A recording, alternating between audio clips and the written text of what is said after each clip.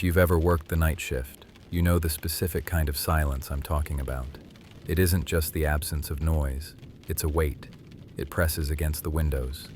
The building is empty, the lights hum overhead with that sickening fluorescent buzz, and every creak of the settling foundation sounds like a footstep. You tell yourself you're alone. You tell yourself it's just the wind. But deep down, in the lizard part of your brain, you're not so sure. And sometimes, that ancient instinct is right. Tonight, I'm sharing 5 true stories from night shift workers who discovered they weren't as alone as they thought. From gas station clerks in the middle of nowhere to security guards patrolling massive hollow buildings, these people experienced something in those dark, quiet hours that changed them forever. These aren't just jump scares. These are the slow-burning realizations that reality is glitching around you. And after you hear these stories, you might never want to work alone at night again. Let's begin. I work the night shift at a gas station in rural Virginia. And when I say rural, I don't mean 10 minutes from the highway.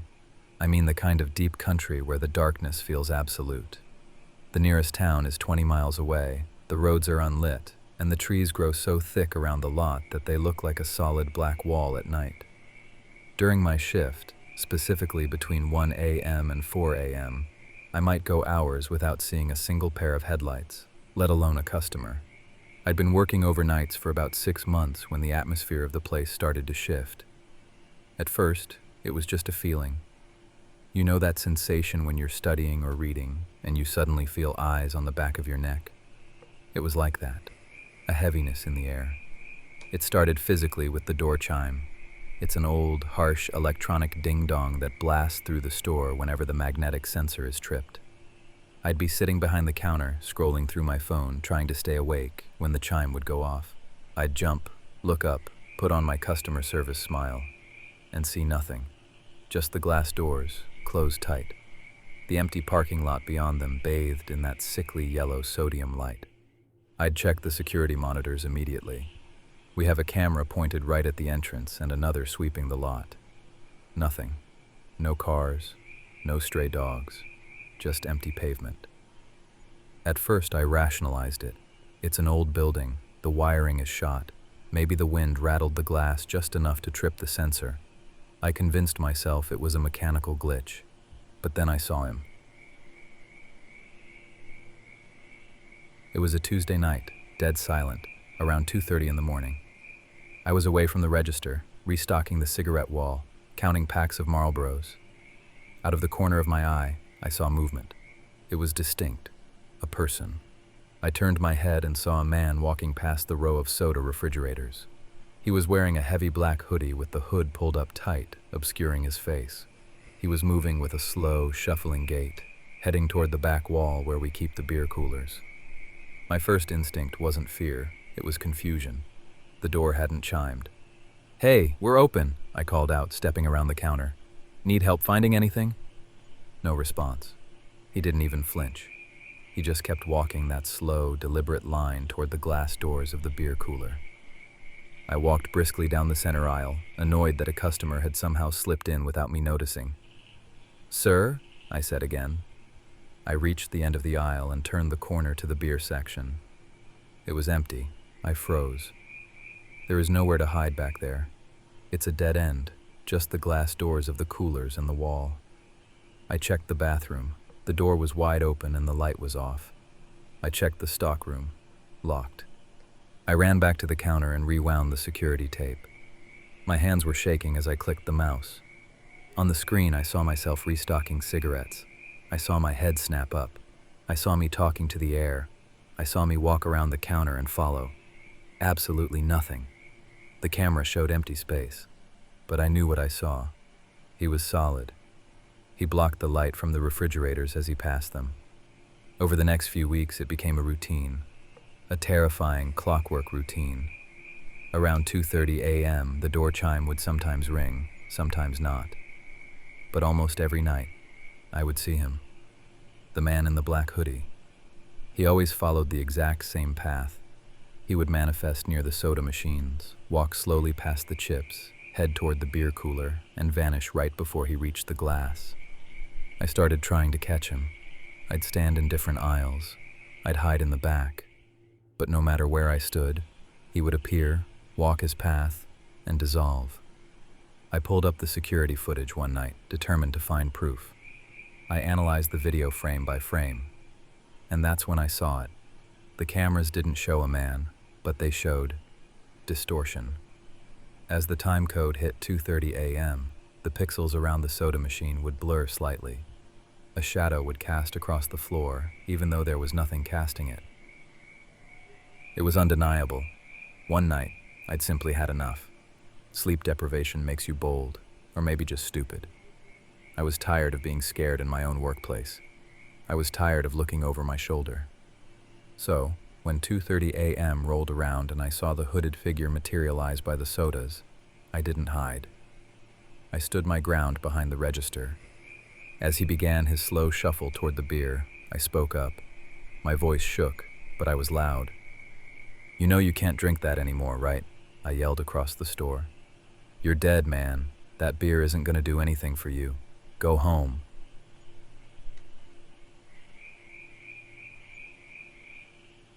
The figure stopped. For the first time in weeks, the loop broke. He stopped dead in his tracks, right in front of the beef jerky rack. Slowly, agonizingly, slowly. The hooded head turned. He wasn't looking at the beer anymore. He was looking at me. I couldn't see a face, just a black void inside that hood where a face should be. Then, he changed direction. He started walking down the candy aisle, directly toward the register, directly toward me. My blood turned to ice. The air in the store dropped 20 degrees in a second. I wanted to run, but my legs wouldn't work. I was paralyzed, gripping the counter so hard my knuckles turned white. He was getting closer, past the Snickers, past the gum. I could hear the faint sound of fabric swishing, the sound of footsteps on linoleum, even though he had no feet. He reached the front of the counter. He was 5 feet away from me. The smell hit me then, not rot, but ozone, like the smell of the air right before a lightning strike. He leaned forward, as if to whisper a secret. And then, pop. He vanished, just blinked out of existence like an old TV turning off. I collapsed onto the floor behind the register and hyperventilated for 10 minutes. I didn't stand up until the morning delivery guy banged on the door at 5 a.m. Here's the strangest part. After that night, I never saw him again. The door chimes stopped malfunctioning. The cold spots disappeared. The security cameras stopped glitching. I still work this shift. I need the money. But the store feels different now. It feels hollow. Sometimes, late at night, when the silence gets too loud, I catch myself looking at the spot where he vanished. Part of me is terrified he'll come back, but another part of me wonders if he was just stuck in a loop, and by acknowledging him, by telling him the truth, I finally set him free. Or maybe he's still here, watching me from the blind spots of the cameras, waiting for me to speak to him again. But sometimes the things we encounter aren't ghosts at all. Sometimes they're far worse. I used to work security at a massive shopping center in Australia. If you've never been in a mall after closing, you can't truly understand the scale of it. It's like a small city that's been neutron bombed. Miles of tiled corridors, hundreds of dark storefronts with mannequins staring out at you, and silence so deep it rings in your ears. The night shift consisted of me and 2 other guards. We'd lock down the perimeter at 9 p.m., sweep for stragglers, and then spend the next 8 hours doing rounds. We were armed with a flashlight, a radio, and a can of mace. That's it. It was a Tuesday in November. My colleagues were patrolling the upper levels, and I was assigned the ground floor. It was around 2:15 a.m. I had just finished checking the food court, which is always creepy. Hundreds of upturned chairs looking like a graveyard of furniture, and settled on a bench to check my messages. That's when I heard the sound. Scrape. It was metal on tile, distinct, sharp. It was coming from the service corridor that led to the public restrooms and the loading bay. I stood up, clicking my flashlight on. "Hello?"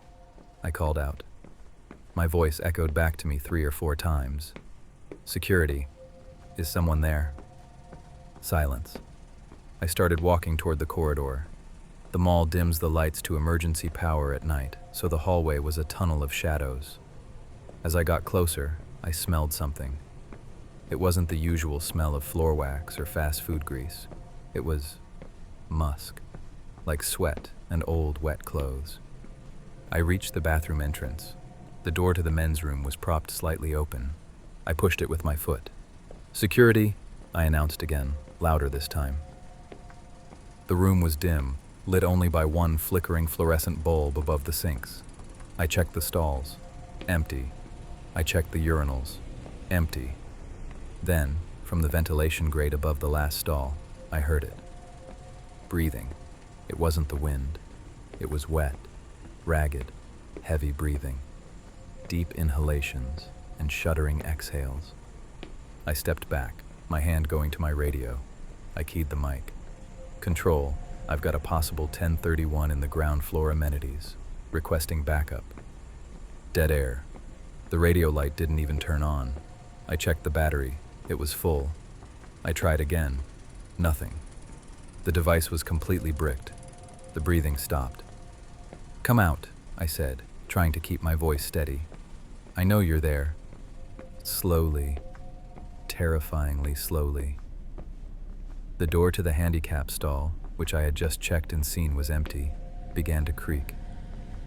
I hadn't checked the ceiling. A man dropped down from the ceiling tiles into the stall. He landed with a heavy thud that shook the floor. I shone my light right at him. He was huge, easily 6'3", emaciated, wearing dark clothes that looked like they were covered in soot or grease.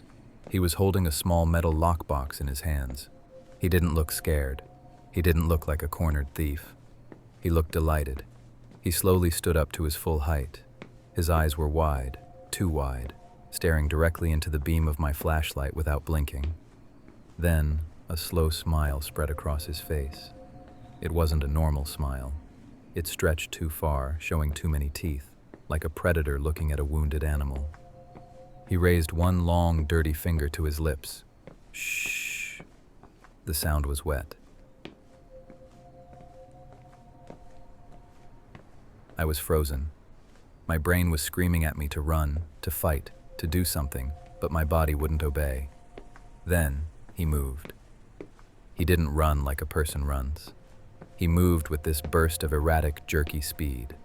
He bolted past me, shoving me aside with shocking strength. I stumbled back, hitting the sinks, and by the time I turned around, he was sprinting down the hallway toward the emergency exit. "Hey!" I shouted, finally snapping out of it. I gave chase. I'm a fit guy. I run 5Ks.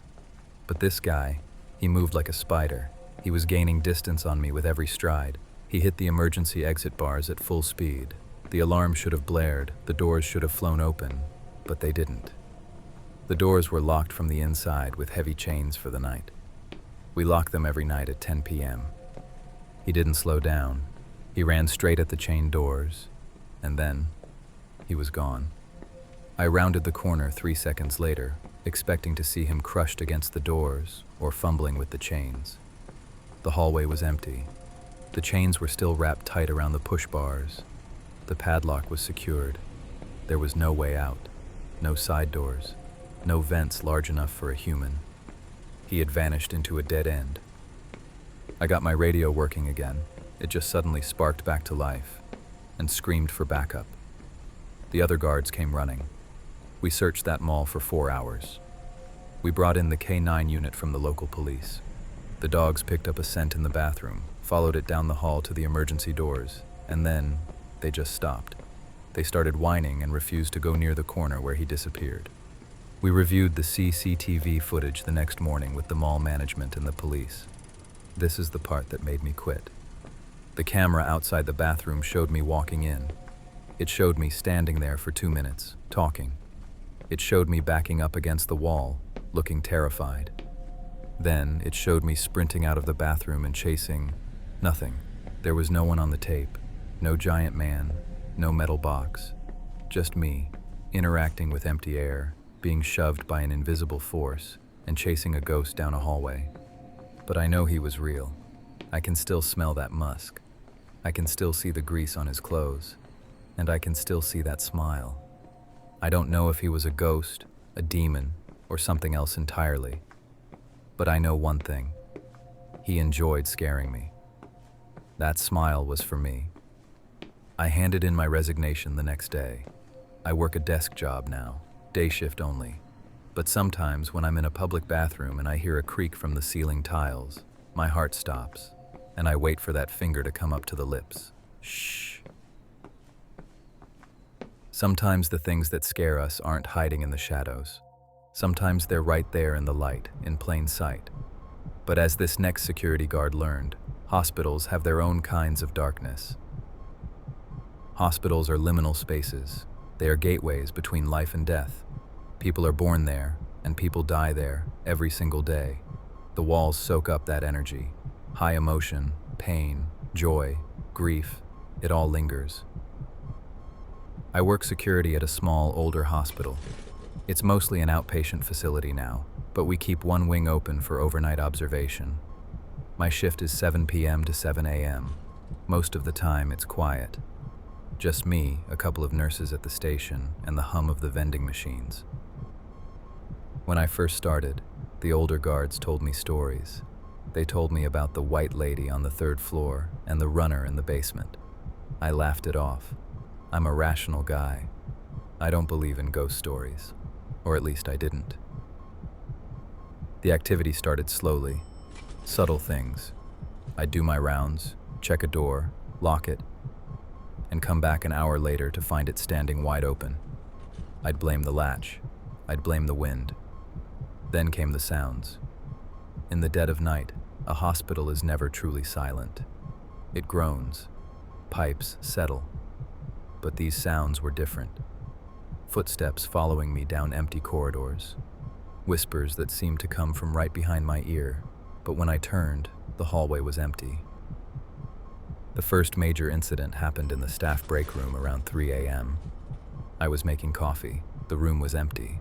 The only sound was the coffee maker gurgling. I was leaning against the counter, scrolling on my phone, when I heard a distinct scraping sound on the linoleum. Squirt. I froze. I slowly lowered my phone and turned around. In the center of the room, there was a heavy wooden table with 4 chairs. One of the chairs was moving. I don't mean it was vibrating, I mean it was sliding. I watched, mouth open, as this heavy wooden chair slid backward from the table, about 6 inches. It moved smoothly, as if someone invisible was pulling it out to sit down. Then, it stopped. The silence that followed was deafening. I waited for it to move again. I waited for a breeze, for an earthquake, for anything rational. But the room was still. The coffee pot finished brewing with a final hiss. I left the coffee. I backed out of the room, keeping my eyes on that chair until the door closed. I didn't go back in there for a week. A few nights later, I was patrolling the connector hallway, a long, glass-walled corridor that links the main building to the old West Wing. The lights are motion-activated. They flicker on in banks as you walk. I was halfway down the hall when the lights at the very end, about 50 yards away, triggered. Click buzz, click buzz. Someone was down there. I stopped walking. "Security," I called out. "Who's there?" Standing at the end of the hall, just inside the pool of light, was a figure. It was tall, impossibly tall, and draped in what looked like medical gauze or white sheets. It wasn't drifting, it was standing perfectly rigid. I squinted. "Sir, ma'am, you can't be down here." The figure didn't move, it didn't breathe. It just stood there, a white monolith in the darkness. I unclipped my flashlight and shined it down the hall. The beam cut through the dark. For a split second, the light hit the figure. I saw nothing. No face, no hands. Just layers of tattered white fabric wrapped around a form that was too thin to be human. My hand started shaking so bad I dropped the flashlight. It hit the floor with a loud clatter and rolled, the beam spinning wildly across the walls and ceiling, creating a strobe effect. I scrambled to pick it up. It took me maybe 5 seconds. When I pointed the light back down the hall, the figure was gone. The motion sensor lights at the end of the hall timed out and clicked off. Darkness. I forced myself to walk down there. I had to. It's the job. I walked the length of that hallway with my heart hammering against my ribs like a trapped bird. When I reached the end, there was nowhere to go. The doors to the west wing were locked. The floor was dusty. There were no footprints in the dust except mine. But the worst encounter, the one that made me start carrying protection, happened in the supply closet on the second floor. It's a large room filled with shelving units, bandages, IV fluids, linens. The light switch is in the middle of the room, hanging from a pull cord. You have to walk into the dark to turn it on. I hated that room. It always felt cold. That night, I went in to grab a logbook. I pulled the cord. The bulb flickered on, casting long spider-leg shadows through the wire shelves. I grabbed the book. I pulled the cord to turn the light off. Darkness swallowed the room. I turned to walk to the door, guided by the light from the hallway. And then right next to my ear, so close I could feel the heat of the breath, a voice whispered, "Don't go."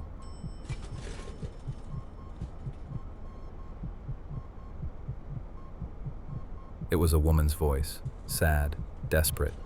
I didn't think, I didn't look. I bolted. I ran out of that room and slammed the door so hard the frame shook. I ran all the way to the security office and locked myself in. The next day, I went to my car. I dug through my glove box and found two things: a small plastic statue of the Virgin Mary my grandmother gave me, and a St. Christopher medal. I brought them into work that night. I walked back to that supply closet, trembling, and I placed the statue on the top shelf, behind a box of saline bags. I hung the medal on a hook near the door. I said a prayer. I don't even know if I believe in it, but I said it anyway. Since I put those items in the room, the activity stopped. The chair in the break room hasn't moved. The connector hallway feels empty again. But I never, ever turn off the lights in a room before I'm already standing in the doorway. And sometimes, when I'm walking past the intensive care unit at 4 a.m., I see the call lights flickering above the doors of empty rooms. They say hospitals are places of science, but when the lights go out and the doctors go home, and it's just you and the silence, you realize there are things here that science can't explain, things that are waiting for someone to notice them. If you think a hospital is unsettling at night, imagine working alone in a massive warehouse for 12 hours straight. My father did that for 21 years, and what he experienced there, well, it's something he never fully recovered from. My father was a man who didn't scare easily. He was old school, stoic. He worked hard, came home, and didn't talk much about his feelings. For 21 years, he worked the graveyard shift as a security guard at a massive distribution warehouse in North Carolina.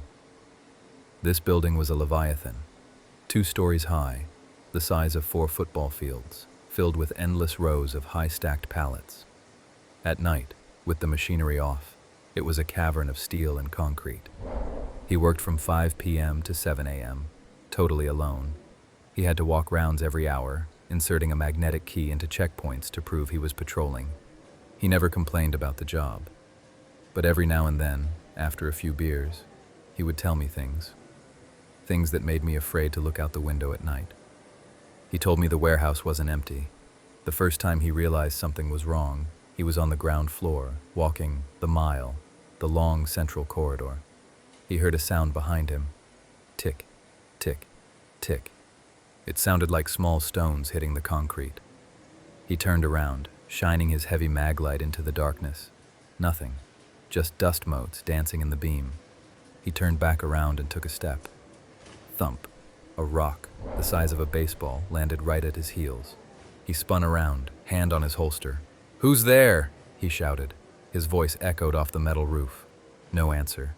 But then, from the darkness above, from the metal catwalks on the second level, he heard giggling. It sounded like children, a group of children, laughing and whispering in the dark, 30 feet above the ground. There were no children in that building. The doors were alarmed. The cameras were active. He climbed the stairs to the catwalk, heart pounding. He swept the area. It was empty, but the air up there was freezing cold, breathless, like walking into a meat locker. That was just the beginning. One night, he was in the break room monitoring the CCTV feed. He watched as the old freight elevator, A massive, caged beast of a machine at the south end of the building suddenly roared to life. He hadn't called it. He watched on the screen as the elevator rose from the ground floor to the second floor. The doors rattled open. It sat there for 10 seconds. Then the doors closed, and it descended back down. He grabbed his radio and ran to the south end. When he got there, the elevator was silent. But then he looked at the floor. About 20 feet away from the elevator, a heavy manual pallet jack, solid steel, weighing about 150 pounds, was slowly lifting into the air. He stopped dead. He watched as the handle of the jack rose up, leveling out, as if an invisible hand was holding it. The wheels lifted 6 inches off the concrete.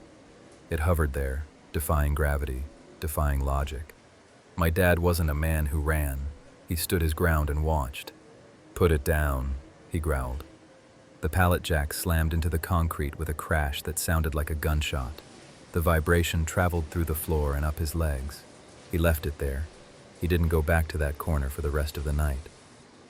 But the story that haunts me the most, the one that actually involved me, happened when I was 16. I had driven over to the warehouse around midnight to drop off his forgotten lunchbox. It was a stormy night, rain lashing against the metal siding of the building. I parked my car near the guard shack. My dad met me at the door. He looked pale, tired. We stood under the awning, chatting for a minute. He took the lunchbox, thanked me, and told me to drive safe. I turned and started walking back to my car, shielding my eyes from the rain. "Hey, come back inside for a second." I stopped. It was my dad's voice. I turned around. My dad was still standing in the doorway, but the glass door was closed now. He was looking down at his lunchbox, checking the contents. He hadn't spoken. "Dad?" I yelled over the rain. He looked up, confused. He waved. Then I heard it again, closer this time, coming from the shadows beside the building, near the loading docks. "Come here, son. I need to show you something." It was his voice, perfectly mimicked, same pitch, same cadence. But there was something wrong with the tone. It was too flat, too predatory. My dad opened the door and stepped out. "Who are you talking to?" he asked. "You," I said, pointing at the shadows. "You just called me." My dad's face went white. He grabbed my arm with a grip that bruised. "Get in the car," he whispered harshly. "Now." "But..." "Get in the car," he roared. As I scrambled into the driver's seat, I heard it one last time. From the darkness of the loading dock, a voice that sounded exactly like my father, but distorted, like a warped record, screamed, "Don't leave me!" followed by a laugh, a deep, guttural, non-human laugh that rattled in my chest.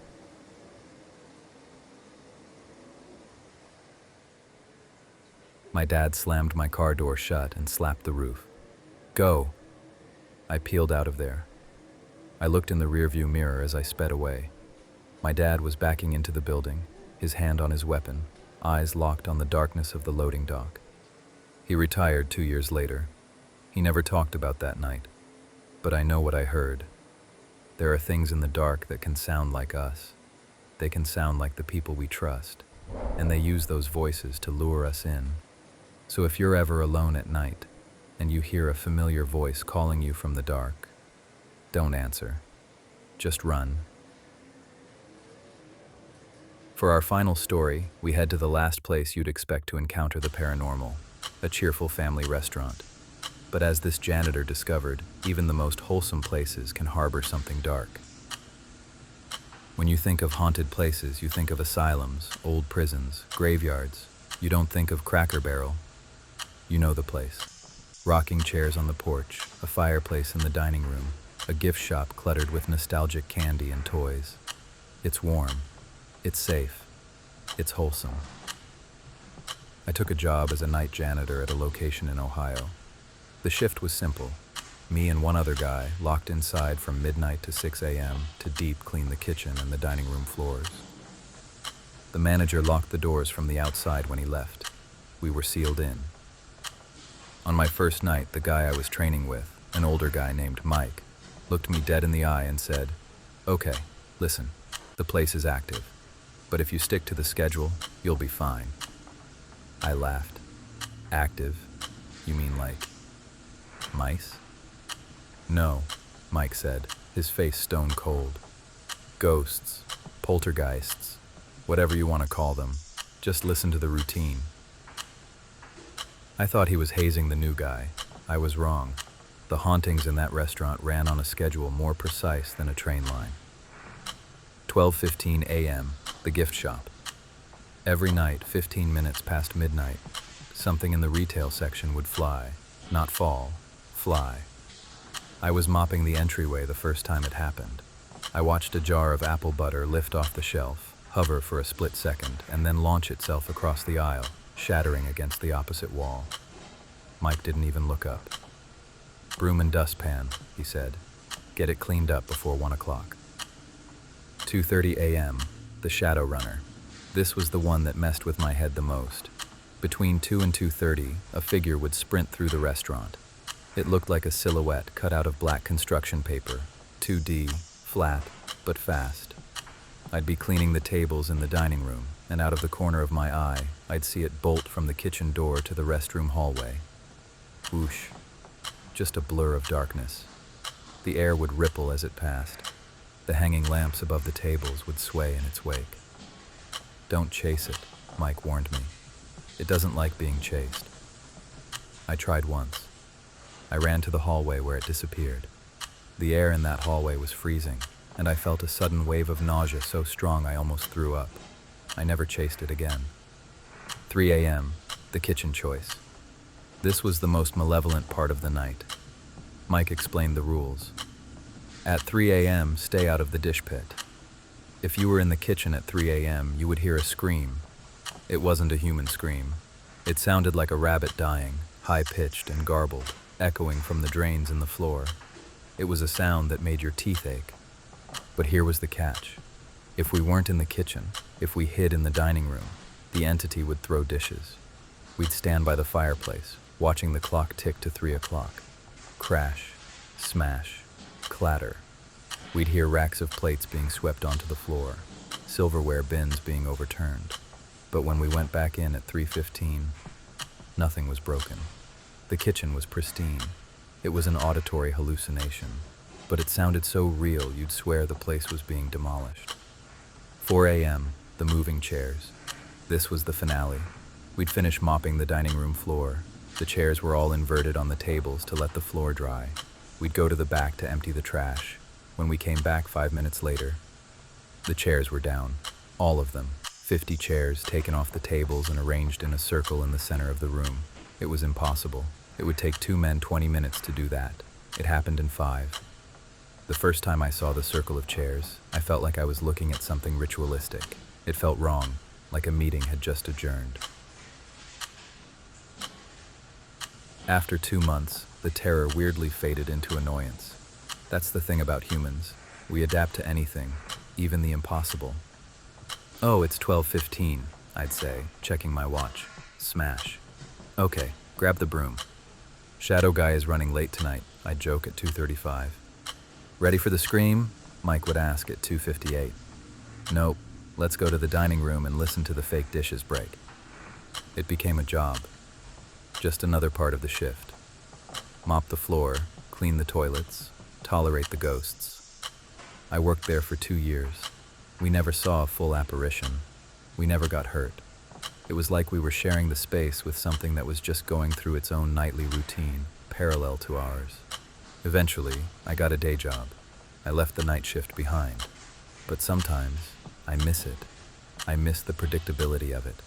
The real world is chaotic. People are unpredictable. But inside that locked restaurant, I knew exactly what was going to happen and when. In a strange, twisted way, that ghost crew kept me company. We were all working the graveyard shift together. I wonder if they're still there, throwing apple butter jars and arranging chairs in the dark. I wonder if the new janitor knows the schedule. And I wonder if I went back there tonight and knocked on the glass at 3 a.m., would I hear them scream back? 5 stories. 5 people who clocked in for a paycheck and walked out with a glimpse of the other side. Maybe you've worked a night shift before. Maybe you've felt that sudden drop in temperature or heard footsteps on the floor above you when you know the building is empty. Maybe you ignored it. Maybe you told yourself it was just the pipes. But after hearing these stories, I have to ask, are you sure? The next time you're alone in the dark and you feel eyes on you, don't look, don't speak to it, and for God's sake, don't answer if it calls your name. Some things are better left alone in the dark. Thanks for listening. Stay safe out there. And remember, if you hear your name called from an empty room, make absolutely sure you know who's calling before you answer. Good night.